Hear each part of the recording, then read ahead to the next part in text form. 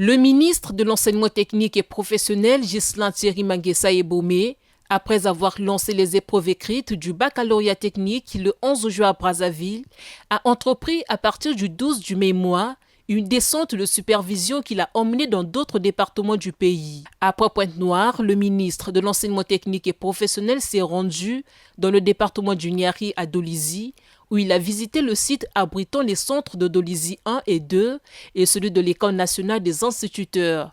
Dans ces trois sites, plus de 467 candidats ont affronté les épreuves de cet examen technique. Ghislain Thierry Manguessa Ebomé a rappelé aux candidats l'importance de réussir leur examen en obtenant une forte moyenne qui permettra aux 10 meilleurs élèves des séries F de toute la République d'être admis dans les lycées professionnels préparatoires africains avant d'aller poursuivre leurs études universitaires en France.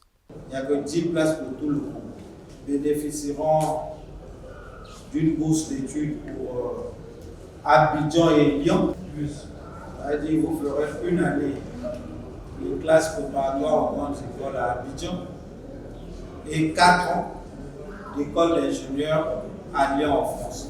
Ce candidat s'est dit déterminé de relever le challenge en fournissant les efforts pour décrocher son bac avec une forte moyenne afin de faire partie des bénéficiaires. Je dois faire de mon mieux pour atteindre une moyenne acceptable pour que je puisse y participer, pour que je puisse être intégré dans cette université-là.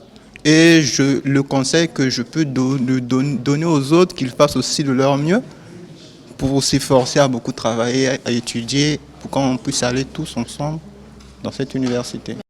Thierry Manguessa Ebomé a poursuivi sa descente dans les centres d'examen de Sibiti, dans le département de la Likoumou, et à Madingu, dans le département de la Bouenza. Dans ces centres, le ministre a encouragé les candidats à l'effort. Aussi, a-t-il été informé par les chefs des centres et les autorités des circonscriptions administratives du bon déroulement des épreuves écrites du baccalauréat dans ces localités. Le climat est bon, les élèves sont très sages et sont beaucoup concentrés pour le travail et beaucoup disciplinés. Tout se passe bien, il n'y a pas eu d'incident, pas de cas de fraude, en tout cas. Dans la Bouenza, nous avons 155 candidats répartis sur 2 centres. On a un centre à Loudima, là où nous sommes, et nous avons 54 candidats ici. Le deuxième centre, c'est celui de Nkaï. Nous en avons 101. Donc, depuis le début des épreuves, il n'y a eu aucun problème, pas de tricherie, les enfants sont disciplinés. Après la ronde de supervision, Thierry Manguessa Ebomé a fait la restitution de sa mission.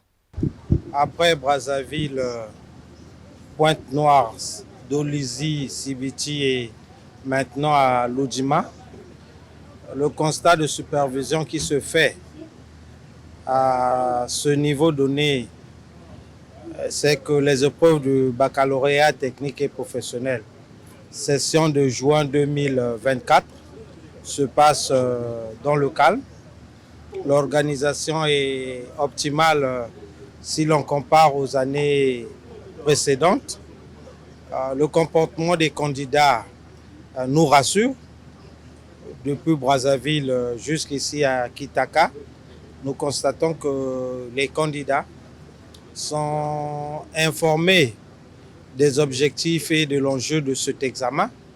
Et dans les salles de classe où nous sommes passés, c'est la discipline générale et cela nous rassure.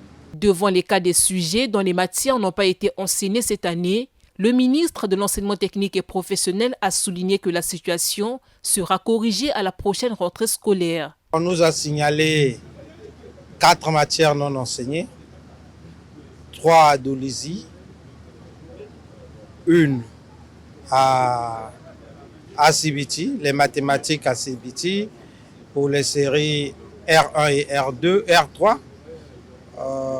l'automatisme, la physique appliquée pour les séries H5 et H4 à Dolisie. Nous devons très vite pallier ce manque et nous pensons qu'avec les nouveaux recrutements qui se font à la fonction publique, nous affecterons les enseignants de ces disciplines dans les localités qui ont eu des matières non enseignées. Thierry Manguessa Ebomé a profité de sa visite pour encourager les initiatives de certains centres qui s'emploient dans l'élevage des poussins et des porcs, dans la production et l'exploitation, serviront à la pratique des élèves et à la commercialisation pour renflouer les caisses de ces centres.